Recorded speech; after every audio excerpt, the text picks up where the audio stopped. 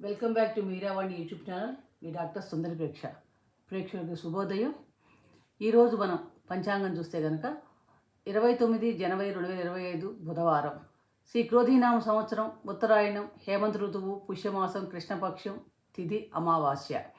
సూర్యోదయం ఉదయం 6:52 సూర్యాస్తమయం సాయంత్రం 6:06. తిథి అమావాస్య సాయంత్రం 6:02 దాకా, తదుపరి పాడ్యమి. ఉత్తరాషాఢ నక్షత్రం ఉదయం 8:12 దాకా, తదుపరి మనకి శ్రవణ నక్షత్రం. సిద్ధయోగం చతుష్పాద కరణం. వర్జ్యం మధ్యాహ్నం 12:09 నుండి 1:41 దాకా. దుర్ముహూర్తం మధ్యాహ్నం 12:06 నుండి 1:41 దాకా. అలాగే రాహుకాలం మధ్యాహ్నం 12:29 నుండి 1:53 దాకా. యమగండం ఉదయం 8:16 నుండి 9:40 దాకా. గుళిక కాలం ఉదయం 11:05 నుండి 12:29 దాకా. బ్రాహ్మీ ముహూర్తం తెల్లవారుజామున 5:16 నుండి 6:04 దాకా. అమృత ఘడియలు రాత్రి 9:18 నుండి 10:50 దాకా. ఈరోజు అభిజిత్ ముహూర్తం లేదు. అలాగే ఈరోజు తారాబలం చంద్రబలం చూస్తే కనుక కృత్తిక ఉత్తరాషాఢ నక్షత్రం వాళ్ళకి జన్మతార అవుతుంది. ఈ జన్మతార రోజు ఏమైనా ముఖ్యమైన పని చేయండి, ఆకుకూరలు దానం చేసుకొని చేస్తే అనుకూలమైన ఫలితాలు వస్తాయి. రోహిణి హస్త శ్రవణ నక్షత్రం వాళ్ళకి పరమమిత తార అవుతుంది. చిన్న ప్రయత్నంతో కార్యాలు పూర్తవుతాయి. మృగశిర చిత్త ధనిష్ట నక్షత్రం వాళ్ళకి మితతార చాలా అనుకూలమైన సుఫలితాలను ఇస్తుంది. ఆరుద్ర స్వాతి సద్వేష నక్షత్రం వాళ్ళకి నైధన్ తార అవుతుంది. నైధన్ తార రోజు ఎటువంటి శుభకార్యాలకు అనుకూలం కాదు. పునర్వసు విశాఖ పూర్వభాద నక్షత్రం సాధన తార అవుతుంది.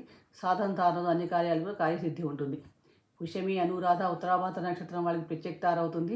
ఈ ప్రత్యేక తార ఉన్న రోజున ఉప్పు దానం చేసే కార్యక్రమం శుభకార్యాల్లో పాల్గొనవచ్చు. ఆశ్లేష జ్యేష్ఠ రేవతి నక్షత్రం వాళ్ళకి క్షేమతార, శుభ ఫలితాలు, ప్రయాణాలకు చాలా అనుకూలం. అశ్విని మఖ మూల నక్షత్రం వాళ్ళకి విపత్తార అవుతుంది.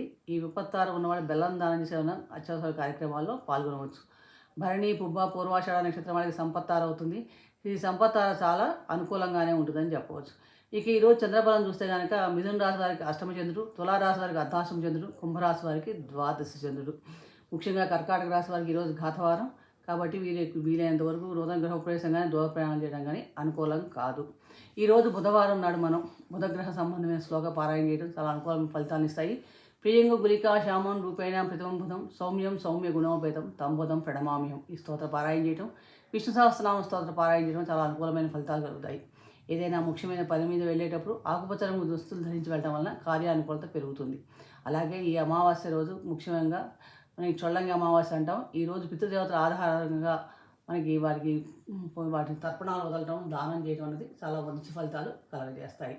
సర్వే జనా సుఖినో భవంతు. శుభం భూయాత్.